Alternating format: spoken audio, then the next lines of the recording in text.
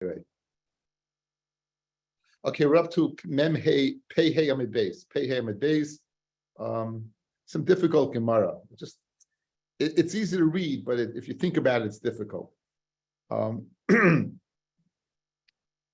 We are on Pei Hey, the last line before it gets wide. Amalei Rava lebraid Rav Chia bar Avin. Said Rava to the son of Rav Chia bar Avin, Pei Emlecha. Let me tell you something that your father Chia bar Avin said. A wonderful thing that he said. Shmuel said, someone goes ahead and is moichel the shtar chayv of his friend, meaning he sells a shtar chayv. So we have two people, Reuven and Shimon. Reuven sells a chayv to Shimon. In other words, Reuven has a shtar on somebody else, on Shimon, let's say, and he sells it to Levi. So now Shimon owes Levi money. And then Reuven goes ahead and is moichel the chayv. Va'afilu yorish machol. It's machol. Va'afilu yorish machol. And even the yorish could be machol. So if Reuven dies, then Reuven's son could be machol the chayv that he sold to Levi. And Moide Shmuel b'mechaneses shtar chayv lebayla, a woman who brings a chayv into her husband, the chazru machlasai, and she goes back and she's meichelit. Sheina machol. You know why? Because his hand is like her hand. So it's very easy to translate. But guys, let's think a second. What's going on over here? So I have a promissory note. Reuven has a note on mine on is a malva, and Shimon owes him money, and Reuven is short on money, and he can't collect the chayv yet from Shimon. Let's say the chayv's not due, so he sells it to Levi. Now Levi becomes the malva. If Levi is the malva, how in the world can Reuven go ahead and be Michael the Chayv, guys? He sold it. So once he's out, he's out. So how in the world can he go ahead and sell it? In other words, I read it clearly, right? The Gemara flowed like this, but a basic question. If you sold it, you're not a player here anymore. Reuven, you can't be Michael the Chayv. So what's going on over here? So listen to this Ritva. The Ritva here quotes Rabbeinu Tam from a Tosfos in Baba Basra. He quotes from a Tosfos in Baba Basra. Daf Kuf Alin Dayan Dalin Amin Aleph. The shtar chayv in a shtar chayv beis zechuyas yeshba lemilva ala loiva. There's two schusim that the milva has over the loiva. Two parts. One shibud haguf. Two the shibud hanachasim. One is meshabed himself. The loiv is meshabed himself, and two the loiv is meshabed the nechasim. Va'oisai shibud nechasim hu kimay arev. And the shibud nechasim is the guarantor over the loan. It's guaranteeing, it's collateral, it's insurance that the loan's going to be paid. Because if it's not paid, you're going to go ahead and collect from the property. So it's like an arev, it's a guarantor. The nichsei debar inish inan arev bay. The nechasim of a person, the lashon of the Gemara is they are their arva, they're their guarantor. The hamaycher eina yachal limcha shibud aguf. Reuven is not able to sell to Levi the shibud that what he has on Shimon. That Shimon owes money is directly to Reuven. He can't sell that. Hilkach kishamaychel oisai, when he's Michael the Chayv, nimchlu hanachasim shamaychel aloy v'nifta arev. You know what he can be Michael? He can be Michael the shibud that he had on his property, but he can't go ahead and be Michael the fact that he is the player here in the deal. So you have two parts to a chayv. One, that Shimon is meshubit to Levi, to Reuven, and two, Shimon's nechasim are meshubit, and Shimon's nechasim are meshubit. Right? That's what's happening over here. Comes along Reuven. He has a shtar, and he sells it to what? Levi. He sells it to Levi, and now he's Michael the chayv. What's he Michael? He's Michael the shibud that he has on the nechasim of Shimon. He's Michael that. That's what he's Michael on. But the fact that he had the relationship with Shimon allows him to still be a player here. He sold it, right? But the shibud he has, that's what he's being Michael. That seems to be a way of understanding this. That there seems to be a shibud and the property, and that he could be Michael, because that is an orev. That, in other words, the relationship between the shibud and aguf, that's one thing, but the relationship between the property and Ruvain, the relationship between the property and Ruvain, that Ruvain has a shibud on the chassan, that he could be Michael. So therefore, Levi has no way of collecting from Shimon anymore, right? And he has no way of collecting from Shimon anymore. So that would be a way of understanding a very difficult sugya. Now, what about the woman? So the woman, right? The woman, she can't be the same way it's meshubah to her, it's meshubah to the husband. Since yadoi ki yada, memela ha mechila doesn't help because his bilus, his ownership in the shibud, she's not able to be Michael, and that would explain the Gemara. Now we'll get back to this Gemara soon. Says the Gemara, Kreibasa de Rav Nachman, a relative of Rav Nachman, Zevinte l'ksubasa v'toivas hana. She went ahead and she sold the ksuba v'toivas hana. So we've had a few times in Shas the concept of selling v'toivas hana. Primarily, if you learn it with your son Masech Demakis, it's on, I think it's about Gimel Amid Aleph or Dalet Amid Aleph, selling a ksuba. Now, if you're going to buy a right to ksuba, you're not going to pay full value. Why? Because you're taking a risk. You're taking a risk. What's the risk? The risk is that she will predecease her husband and it's worthless. The only way the ksuba is worth money if the husband A predeceases the wife, or B, the husband divorces the wife. If the wife predeceases the husband, it's worth nothing.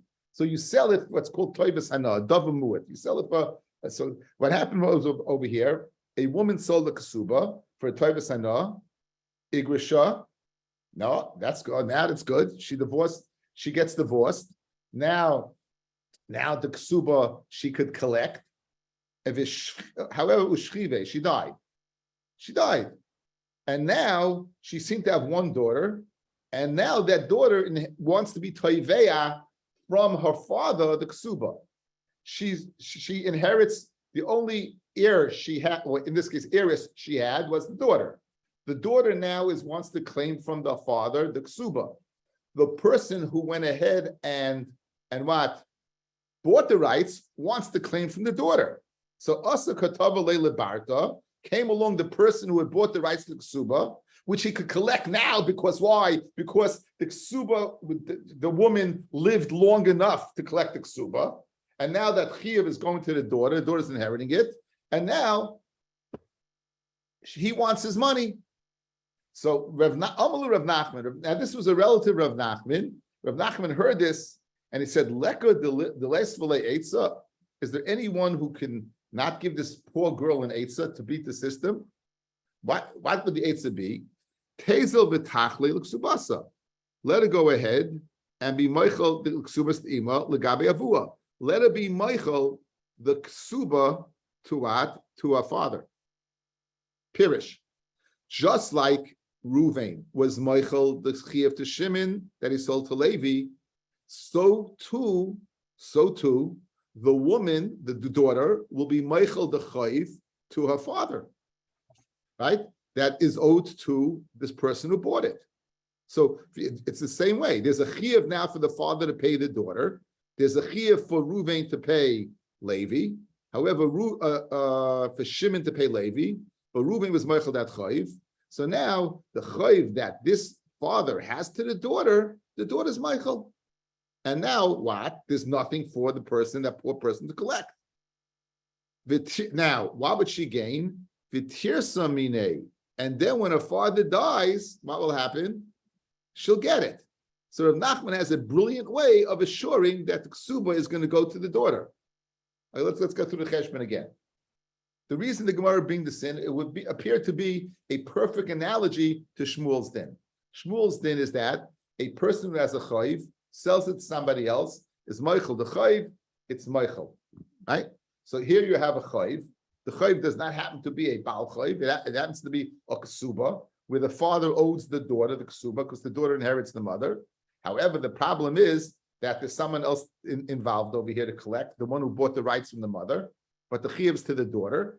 Let the daughter go ahead, be Michael to the father. The father owes the girl nothing. The ksuba now remains in the reshus of the father in the form of money or whatever. And when the father dies, then the girl will inherit it.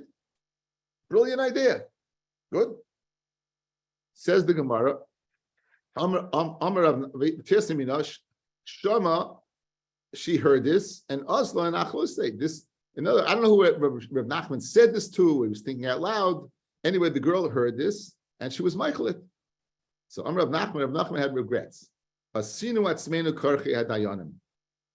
We're a judge. We made ourselves like lawyers. Now, even in the Gemara, it says you shouldn't be a lawyer.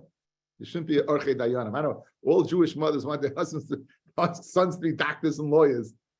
It says in the Mishnah Kedushin, Toiv she'b'roif Gehenim, the best doctors go to Gehenim, and the Gemara says you stay away from archei dayanim. So it's fascinating. So in other words, I'm making myself getting involved in this. So in other words, he regretted it. The Gemara wants to know my savar. What did he hold initially?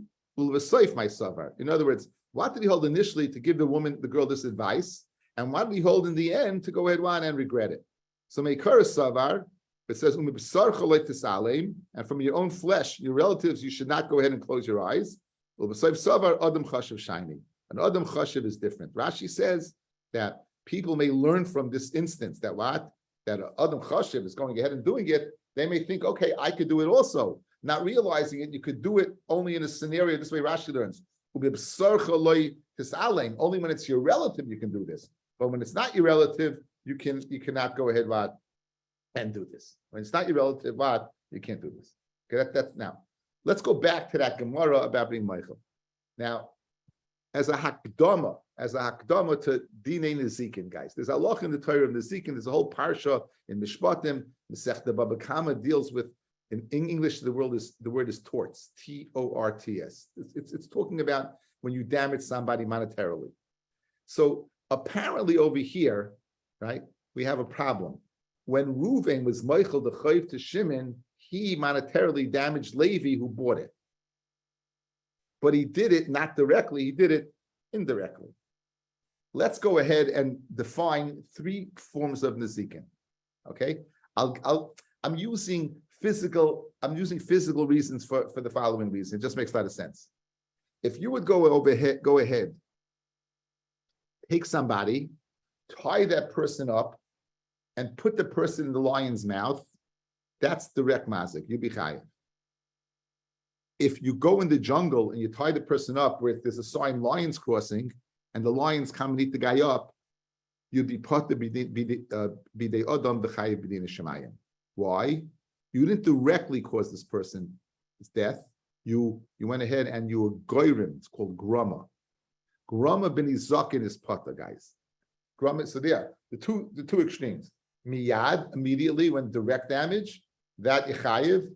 Grama, when you cause the damage, you pater. There is a middle ground that's called garmi. And that garmi is, again, according to Moshe Rishonim, is more similar to direct mazik, and you would be chayiv. You'll be chayiv. You don't dini the garmi.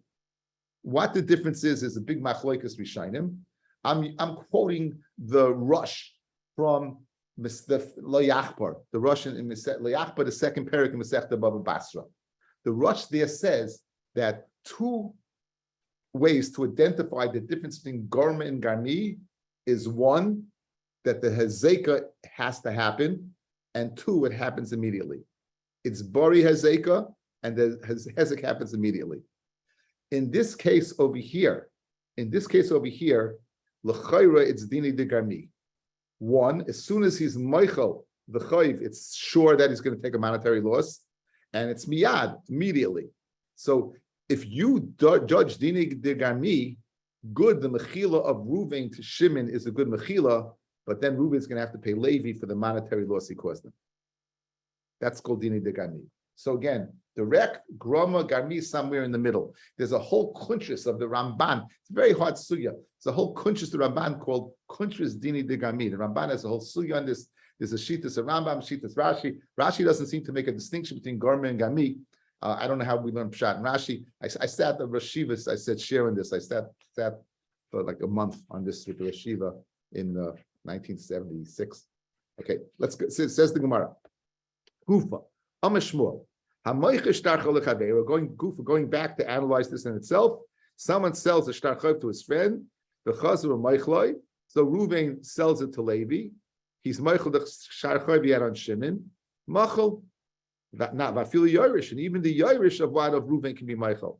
Amrav Huna Breder of Yeshua. However, Bikeachu, if Levi, the Leikeach, is a smart guy, Mekarkesh Lazuze, let him go ahead, literally shake some money in front of Shimon. The Kesuvos leishtar b'shmei, and they'll write a shtar in Levi's name. In other words, Levi will take the place of Shimon and take the place of the Chayiv. And then Reuven will no longer be able to be Meichel Shimon because the Chayiv is now to Levi. And so that, in other words, there's a way to avoid this. There's a workaround. So the Gemara is giving advice. If Levi's a Pikeach, he's a smart guy, let him go ahead and incentivize Shimon to write a shtar that no longer is the shtar to him, but it's to Levi. He'll have a new shtar, and that'll stop any harama. Rashi says any trickery between Reuven and Shimon. Amar Amema, man dedoyin dini de garmi, the person who judges dini de garmi, magmi be demei shtore me'alya, would collect, right, a full price. In other words, whatever the chayv was that Reuven was Meichel, Levi now can come to Reuven and collect. He can't collect from Shimon, he can't because it was Mechila. But you caused me a loss by being Meichelit. It's begeder garmi, and if you judge dini de garmi, you'll be chayiv. The loy dayan dini de garmi. If you do not judge dini de garmi, it's a machloikas whether you do. In other words, how do you view garmi, guys? Do you view it like hezek miyad, or do you view it like grama? Which way do you view it?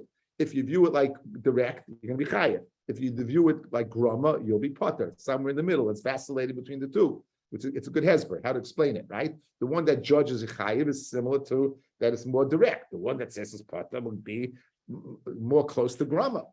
So nonetheless, you'll be magbi demei naira ba'alma. The one that doesn't judge dini de garmi will just collect a piece of paper. In other words, the piece of paper could only the paper you cause the loss. That's direct, but what was written on the paper not. There was such an incident where a person was Michael Chayiv, the Kafye Rafam L'Ravashi, the Agbibe Kikashur L'Tzalme, and Rafam forced for Ravashi to collect Kikashur L'Tzalme, like a beam that is a piece of wood that you're going to sculpt figures in. So it has to be pristine. It has to be mamish, clean. Over here also, you're going to collect mamish, clean and neat, full-fledged. Okay, again, this is a very, sometimes you get these sugyas in Daf Yomi that clearly, there's much more than meets the eye. This is a huge sugya. It's a huge sugya. Anyway, Amar Ameim, Mishmei the Rav Chama, said Ameim in the name of Rav Chama, Haiman, the Ikka Lech Subasisha, Ubal Chay. Guy's too chiv on him, right? He has to pay his the wife's ksuba, he gets divorced, or he has to pay the ksuba, and a chay, both. And V'islei Ara, V'islei Zuze. He has two means of collecting. You can either collect from his land or you can collect cash. The Baal Chayiv misalkin le bezuze. The Baal Chayiv gave you cash. You're misalik him. You go ahead and pay him off with cash. Leisha misalkin le ba'ara. And the woman whose ksuba was guaranteed from Ara, from the land, you'll pay her off from the land. Hai kidina, each one according to their din. That's the given. That's the statement. Now, the Eloi ikra elachad Ara, and he only has one land. Right? You can only be to one. In other words, he has land, and the land can only pay off one. So you might think you pay off the Isha because she is seen to the land. Says the Gemara, no. That the Baal Chayiv Yavin Alei. You give it to the Baal Chayiv, the Isha lo Yavin Alei. My timer, Yosem Masha Isha writes Elisa, Isha writes Linase. More than a woman wants to get married, a man wants to get married, a woman wants to get married. So we have a svara that she would, even if without the chiyuv, this guy's not lending you money unless you do something over here. So why do you give it to the Baal Chov? Rashi says, Shleitinal Deles. You shouldn't go ahead, and close the door. You shouldn't close the door. Okay? You shouldn't go ahead and close the door. Guys, if you know that this person has X amount of money and he has different chiyuvim on him and he's not going to pay you, you're not going to lend money. Good? You got it? So question, we had the other day, the reason why we pay the woman is mishum chena. We want the woman, she collects a ksuba. Why? Because she'll only get married knowing that what? That she'll easily collect the suba. Remember, we had the Gemara, the men were getting older and the woman didn't want to get married. So to incentivize, we go ahead, mishum chena, that, okay, so in other words, now you have conflicting things over here, guys. You have one hand, you say mishum tilnal delis, you give it to the Baal Chayv. We had a previous Gemara that said mishum chena, that you should give it to the woman. What's machriya that you give it to the Chayv?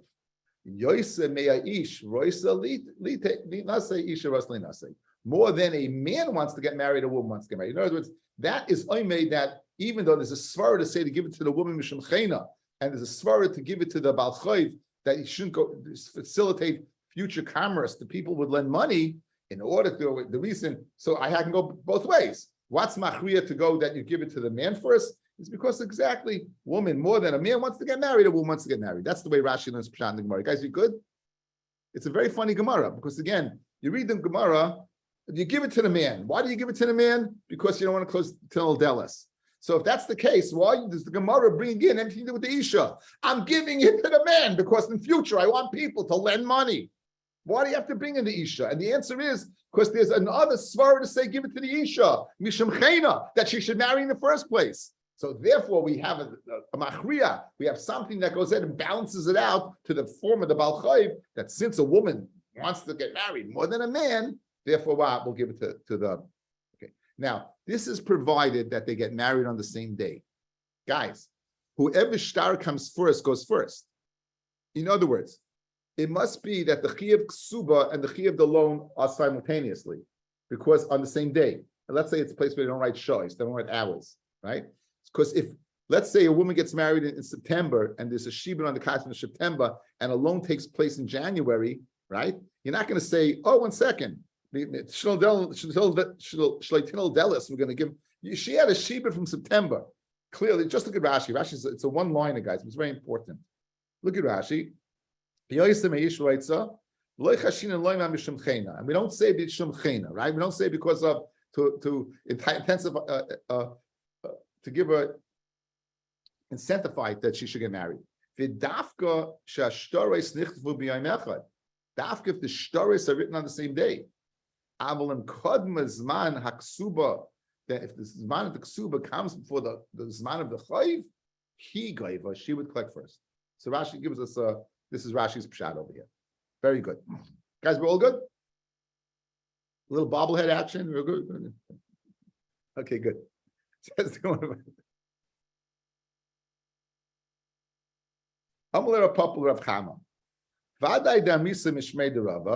I heard said over in the name of Rava, Haiman the Masik Bazuze, a person's owed money, the Islay Ara, and there is to him Ara, he owes money and he has land, the Asi Balchoiv, the Katavaminei, and the Balchoiv comes and requests to collect from him, the Amalei Zil Shako Me'ara, right? Aminale, we say to him, Zil Zoven at Va'isi Havle. Besna says to him, go ahead and sell it and bring money. Now, we just had a Gemara that said if you have money and land, each one has a din. The Baal Chayv lent you money, so he gets the money. The woman who's Meshubit gets the karka. What happens if you have a Baal Chayv and you don't have any cash? All you have is land. Are you mechuyev to sell the land to provide money, liquid cash, or you give the land to the Baal Chayv and let him get in contact with the realtor? In other words, it's not, can I give him land if I don't have cash? Lichatchila, I'm supposed to have cash, but I only have land. Is it upon me to go ahead, sell the land to give him cash, or I just give him land that's worth that amount of the loan? So this is the question. And Rav Papa said to Rav Chama, right, that I heard in the name of Rava that the Baal Chayv has to sell the land. So Amalei, so Rav Chama told Rav Papa, Loi, he doesn't have to. He doesn't have to.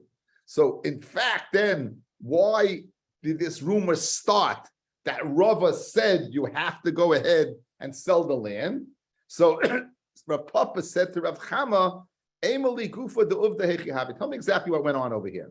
So Amalei, he said, listen, this Baal Chayv came and you said, where's my money? And you said, you know, I do have money, but I owe this powerful mafioso, and he's holding on to the money. I can't get it from him. I can't get it from him. He's a powerful guy. He's a shame dover. It's a lucky Luciano. He has the money. I wish I could give it to you. I can't give it to you. So what happened?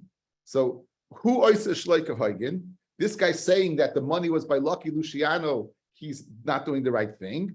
Lefika, therefore, asu boy shleika hoigin to make him sell the land. In other words, Bezdin is going tit for tat. You guys did something wrong. Guess what? We'll stare you. You're going to have to sell the land to provide the cash. But in a normal scenario, without Lucky Luciano being involved, if the guy just had what land, then he could just give the balch of land. He would not have to go ahead and the mal of the land. He would not have to go ahead and sell it. It's Papa. Okay. Now we have a din a machloikis again in that sugya kufayin vav, the last sugya, I think in Baba Basra, not the last, it's one of the last, whether shibuda is the rice or not, whether the shibud, the lien on your property, is not. If a lien on the property is the raisa, there's nothing you can do about it. In other words, the guy comes to be paid, he got to be paid. But there's a shita that's only the rabbanon. So now, if the sheet like the sheet that it's rabbanon, listen to this fascinating Gemara. Lididach, according to you, that you hold the shibud is the rabbanon, the amit priyas balchay mitzvah. Therefore, guys, if shibud is the rabbanon, why do you have to pay up? If there's no lien on your property, why do I have to pay up? Because there's a mitzvah to pay up. There's a mitzvah to pay off your chayv. So now, question: this mitzvah I say to pay up is like any other mitzvah I say or not? Now, why would the mitzvah be? This is machlokes b'shainim. Look at Rashi. Says Rashi, Lididi the Amit, first white line, the Masech the Erechim and Perek Shema Yisayimim, Priyas Bal Chayv Mitzvah, Mitzvah Alav Leproya Chayvai. It's a mitzvah upon him to pay off his chayv, Ula Ames Devara, and to make his words, keep his words truthful. Dichsiv Hin Tzedek, we say Hin. Hin is a measurement, right? You have to have measurements that are not, a pound is a pound. It can't be fake, right? Hin Tzedek, the play on words, guys. Sheyehei hein shalcha tzedek. Your hein, your yes should be, you have a mitzvah to be matzdik, to be make righteous. Your yes, I owe you money. Yes, there's a mitzvah to do that. It's a mitzvah in the Torah. V'lav shalach tzedek, right? Your lav shalcha tzedek. In other words, your hein and your lav should always be what? Should be righteous. Good. So now, according to this, there's a mitzvah. Okay. Now there's a mitzvah over here. So what can you do? I don't want to do the mitzvah. I'm like, so that's what Rav Kahana posted Rav Papa. So what did Rav Papa say? Amalei Tanina b'medavam amurim. When do we say that you give a person 40 malchus? That's what mitzvahs loisa say. A guy eats pig. A guy eats pig. A guy wears shatnez. He's over in a loisa say that has a maisa to it. In that situation, then you give malchus. Avol mitzvahs say if a person kigoyin in yani diyoymai shoymim loy asa sukkah. Tell him you make a sukkah ve'ena isa lulav ve'ena isa a lulav amid beis and go ahead and do lulav. He doesn't do it. Then makin isa you're going to hit him. Achetate say nafshay until what you kill him. So over here also l'chayra priyas balchay mitzvah hin sedek. You're right. You're gonna mamish pulverize the guy until what? Until he pays up. That's the halacha. That's called kfiyah, guys. That's called kfiyah. That's called forcing. You force a person to do mitzvahs. Okay. Again, the svar of kfiyah is he really wants to do the mitzvahs. So Yetzer Hara who tells him not to. So he forced him to. It says right, Sani. Boy minei Rami bar Chama meirav kista. This is your get, but you won't be divorced till 30 days. Now, one of the things about a get, it says v'nasan biyada. It says v'chasala sefer krisis. You'll write for her a sefer krisis. V'nasan biyada, you put it in her hand. by the time the chalois of the get, it has to be in her rishus. It doesn't have to be on hand. It has to be in her jurisdiction. So at day 30, question, I'm giving you a get now that'll only be chal in 30 days. Now, the reason we're bringing this in is because of the previous Gemara we had. She goes now, takes the get, and puts it on the side of Rishus Harabim. Mahu. When day 30 comes, is Sidei Rishus Harabim considered her Rishus or not? Is it considered in her jurisdiction or not? And she's divorced, or not in the jurisdiction, and she's not divorced. So Amalei. So Rav Chisda told Rami Bar Chama, Eina Megureshes. Why? Because the get is not in her jurisdiction. How do you know that? Mid the Rav Shmuel. The Rav Shmuel Lamed Travayu, V'hu Shet Ziburin Umunachim B'Shus Harabim. We just had the Gemara the other day, right? We just had the Gemara the other day discussing where you had tfisa on an object of what you grabbed the object that was belonged to Yisayimim, and we said like Reb Tarfin, it's not considered in the Rishus of the Yisayimim if it's in Rishus Harabim. That's what Rav Shmuel said. So now, why? So because it was in the it was in a simta, right? Remember, if it was in a simta where they decide where they did business, then it would be considered in the jurisdiction of the assignment. It would be considered in their jurisdiction. Okay, so now over here. So we're assuming that Sidei Rishus Harabim has the Rishus Harabim. Right. So the Ami Travayu, for who shet Sibur Menachem Rishus Harabim, that right, but Sidei Rishus Harabim Kishus Harabim Dami. So therefore, the sides of Rishus Harabim are like Rishus Harabim. It's not. It seems to be the three locations, guys. There seems to be Rishus Harabim proper, Sidei Rishus Harabim, and then a simta. A simta seems to be a place where you did business, you would pull an animal. That seemed to be a Rishus HaYachid. The question is, how do we view Sidei Rishus Harabim? Again, do we view it like the Rishus Harabim, or do we view it like the simta? Over here, we're viewing it like the Rishus Harabim. Therefore, the get that's in the Sidei Rishus Harabim on day 30 is like it's in Rishus Harabim, so it's not in her jurisdiction, and therefore she's not divorced. Says the Gemara Vaita Adarabba, Yugureshes Midrav Nachman. She should be divorced, being in the Sidei Rishus Harabim, according to Rav Nachman. Rav Nachman says, Amar Rabba bar Abua, someone says to his friend, Mashik Parachzu, pull this para,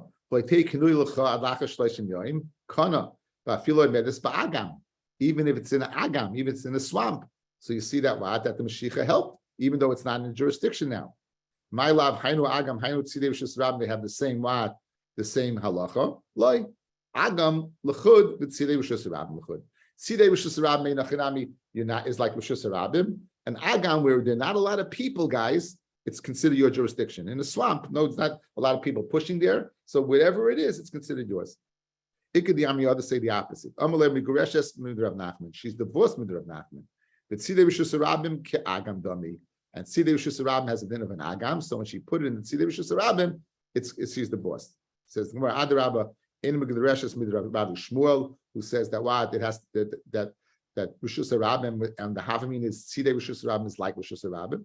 My love, Hainu Rishus Harabim, behind Sidei Rishus Harabim, it's the same place. Loi Rishus Harabim l'chud but Sidei Rishus Harabim. So in the first lashon, Sidei Rishus Harabim had the same halacha Harabim. In the second lashon, Sidei Rishus Harabim.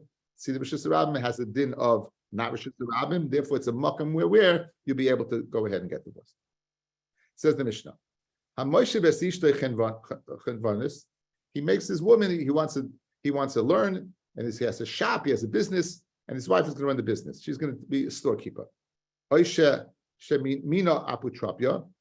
the power of attorney over a property. And now the question is any transaction that takes place, if he feels that maybe the books are being cooked, the ledger is not acting up, can he make his wife swear that everything's on the up and up, right? Can he do that? So Harizeh mashpia kolzman sheyirtzeh. Says the Tanakama, he can make a swear at any time. He can make a swear at any time. In other words, that's a shvua, you're involved with my money, I can make a swear. Now, this seems to be solely with when he points over his stuff, right? Or points out over as an apotropos over the whole property. Even on her spindle and on her dough. In other words, the things that usually are limited to women, such as spinning wool or making dough, making sure that she didn't take more than she's supposed to take. Now the question is Rabbi Eliezer speaking about A, you made her you're an apotropis, and B, she's spinning, or no, even without the apotropis, you can make a swear on what? On the dough. In other words, is it lichatchila you can make a swear on the dough, or only if you were appointed as apotropis and you're going to what's called a gilgul shvua? Since you can make the shvua on the apotropis, will be magalgal, will roll on the shvua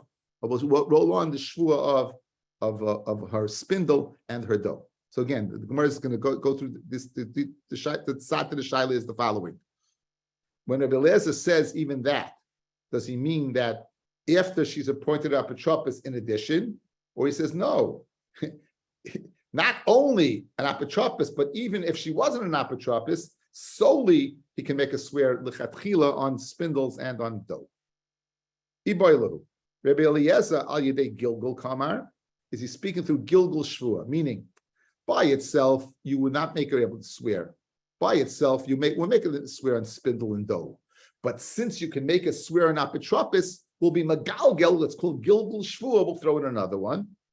Or lichatchila kamar, or no, he has nothing to do with apotropis. Lichatchila, mano uwomano, he can go ahead and make her swear, right? He go ahead, I know you'd like that. I can go ahead and make her swear just for the spindle and the dough, regardless of the apotropis. Tashma, Amru loy Rabbi Eliezer, ein adam darim nachash bekfifa. He said to Rabbi Eliezer, so a woman, a person can't live with a nachash with a snake in a basket. What does that mean? It means that you can't live with a person who is so makbid on every little thing. You know, because if it's not now, it'll be another time. In other words, speak about red flags and shidduchim. If it's there, the red flag, it's always going to be there. It's not just in this scenario. It's a personality trait. If this guy is so makbid on his wife's dough and spindle, you know. So 1 second. Bishlem, you tell me the following. This guy, forget being an apotropis. Forget being the storekeeper. Forget all that. Just the fact that you can't live with a nachash, obviously it must be speaking about a personality, that he's going to go ahead and make a swear on a spindle, make a swear on a dough. So therefore it makes sense. She can't live with such a person. If it's al yedei gilgul, since she has to swear on the apotropis, why would it make a difference about the dough and the spindle? She has to swear anyway. So again, bishlem, it's mutually exclusive, just the spindle and the dough. I can understand why we use the lashon that a person can't live b'kfifa with a nachash. But if you're telling me she has to swear, it's that this swearing on the dough and the swearing on the spindle is in a scenario when she's already swearing on the fact she has power of attorney as an apotropis or as a storekeeper. So where's the nachash b'kafifa over there? So it must be that it's speaking exclusively that he can make a swear without being the apotropis, without being the convenience. So it's going, you have no raya. The Amrit, she can say to him, meaning what? You can only swear when you're an apotropis. Where's the nachash b'kafi? First, since he's swearing anyway. Even the kodaikis bisbasroi kuli hai. Since you're so medayik after me, leimatzinu the odavada. I can't live with you. In other words, the following: it's self-understood if you're going to be in charge of a business that you can be brought to accounting, pashut accounting. You're going to be an apotropis running someone's property. It's pashut understood this in accounting. But you're going to extend that to being makbid on my wool and my dough, even if I can only swear al yedei apotropis and chenvanius, I still don't want to live with you. You're still a nachash b'kafifa. You're still illustrating a character trait that I find offensive. So therefore, right now you have no raya as to Rebbe Eliezer what he said independently, or only al yedei apotropis. So therefore, you have no raya right now. Again, character trait of such a person, I'm not interested in. Continues the Gemara. Pashma, let's bring a raya. In the next Mishnah, we're going to have a guy that says a person can pater his wife from neder shul. We can see that's so much Shabbos, right? The next Mishnah. So here we're giving the converse, right? He did not pater his wife from a neder shul, but Shiva chenvonius shemina apotropis, and he put her in a position of prominence vis-a-vis the store or apotropis. Harizem ashpia kol zman sheyirtza. He can make a surah anytime she wants. Loy Shiva chenvonius v'loy mini apotropis. If he didn't put her in that position of prominence, he's not able to make a swear. Rabbi Eliezer Omer, afal pi shaloy hashiva chenvonius v'loy mini apotropia, harizem ashpia kol man sheyirtza. She'en lecha isha shloy nasis apotropia she'achas b'chaye baila al pilcha v'al isasa. So clearly, what do you see? He says that makes a swear exclusively, right? Even just the pilcha and the isasa, nothing to do with apotropis. He says it openly. The Brisa says it openly. So what do you see? That what? That Rebbe holds lechatchila. Amullah, they told Rebbe Eliezer, ain't no them darim nachish b'kfifa. The woman's not going to want to live with him. If he's going to make a swear on this, she's not going to live with him. Shmami, no, but clearly you see from this conversation, lechatchila, that Rebbe Eliezer held that aside from being an apotropis, aside from being a storekeeper, if you never with that, you can make her swear even on the wool that she's working with and the dough she's working with. And Shmami, no, we have a raya that Rebbe says, I feel lechatchila. Everyone, wish everyone a good Shabbos, Shabbos Tshuva. Thank you for listening.